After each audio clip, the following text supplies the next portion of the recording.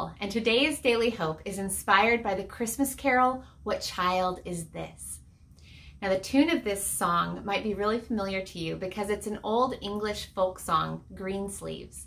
So popular that Shakespeare himself referenced it in 2 of his plays. But the song we know and love today was written by a man named William C. Dix, who wrote it in 1865. Now, at that time, it was not common to write Christmas songs. I know.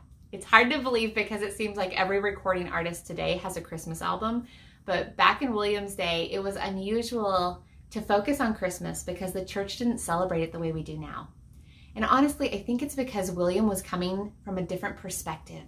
He had had an encounter with the Lord that absolutely transformed him. When he was 29, he became ill and it nearly took his life. And while he was recovering, he was bedridden, and it just drove him into this deep state of depression. But it was in that dark place that God met with him, and he had this spiritual awakening, this revival in his soul. And I honestly think that God used that dark season to give him a new perspective on everything. It was out of that season that he wrote over 200 hymns. He was so inspired, this song being one of them. And I see this fresh perspective in this song itself because it starts with a question. What child is this? It's a question that I think every parent who's ever brought a child home from the hospital has asked. They have looked at that little baby and said, what child is this? Who are you? Who are you going to become? Imagining all the possibilities and the potential of that little life. And on that very first night when Jesus was born, I know that the shepherds and Mary and Joseph, they were all gathering around going, what child is this?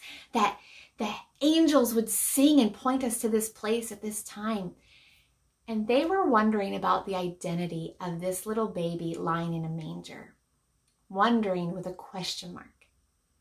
But in this song, William is asking us to view the baby lying in a manger, not from the beginning of Jesus' life with a question mark of who is he, but view this child for who we know he will become.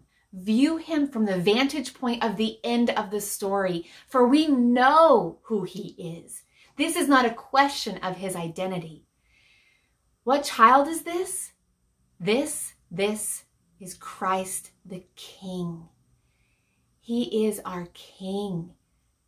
There is a lesser known stanza here that goes like this. It says, nails, spear shall pierce him through. The cross he bore for me, for you. Hail, hail, the Word made flesh, the babe, the Son of Mary. William points us to Jesus on the cross, the King, the Messiah, crowned with a crown of thorns made by Roman soldiers as they threw a purple robe around him and they bowed down and they cried out, hail, hail, King of the Jews, as they mocked him right before they crucified him on the cross. Our King, in this moment, it is salvation that he brings. This is Christ our King, who will one day return with many crowns on his head, as John describes in the book of Revelation 19:11 through 16. When he has this vision, he says he sees a white horse whose rider is called Faithful and True, and with justice he judges and makes war. His eyes are like blazing fire, and on his head are many crowns. He has a name written on him that no one knows but he himself, and he is dressed in a robe dipped in blood, and his name is the Word of God. The armies of heaven were following after him, riding on white horses and dressed in fine linen, white and clean, and on his robe and on his thigh he has this name written, King of Kings, Lord of Lords. This is Jesus. This is Christ our King. We know who this child is. He is our King on the cross. He is our returning King. It is salvation that he brings. It is redemption and restoration that he brings. This is who he is. What do you see when you gaze upon that baby lying in a manger? My hope and prayer for you this Christmas season is that no matter what you're going through, whether you feel like it is a dark time or a light time and full of joy, may God give you a fresh perspective and new eyes through which to see him, to see this baby lying in a manger.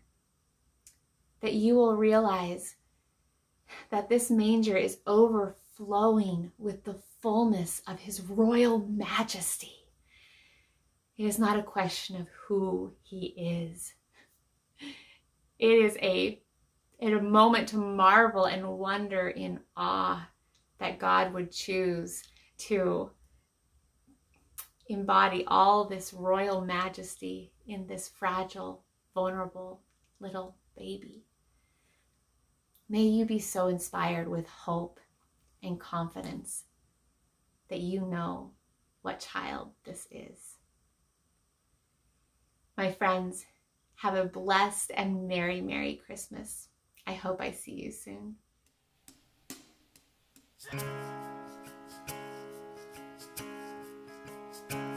What child is this who lay to rest on Mary's lap is sleeping, whom angels greet with anthems sweet, while shepherds watch are keeping? This is Christ the King, whom shepherds guard and angels sing. Haste, haste to bring him, Lord, the babe, the Son of Mary. Why lies he in such needless state, where ox and lamb are feeding?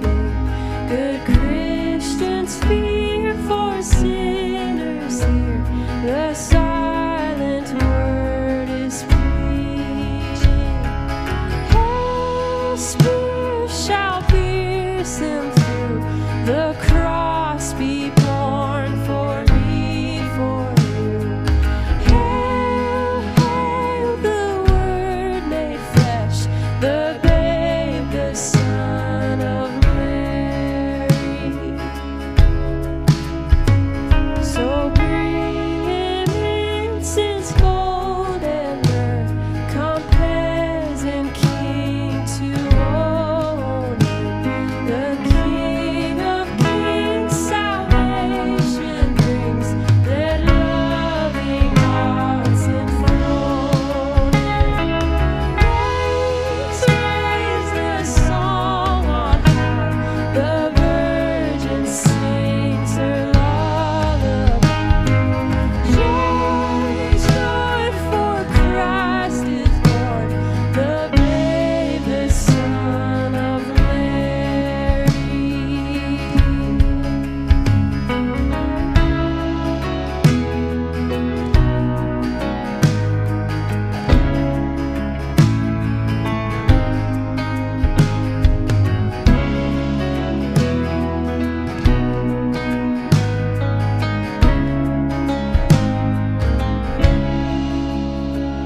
What child is this who lay to rest on Mary's lap is sleeping, whom angels greet with anthems sweet, while shepherds watch are keeping?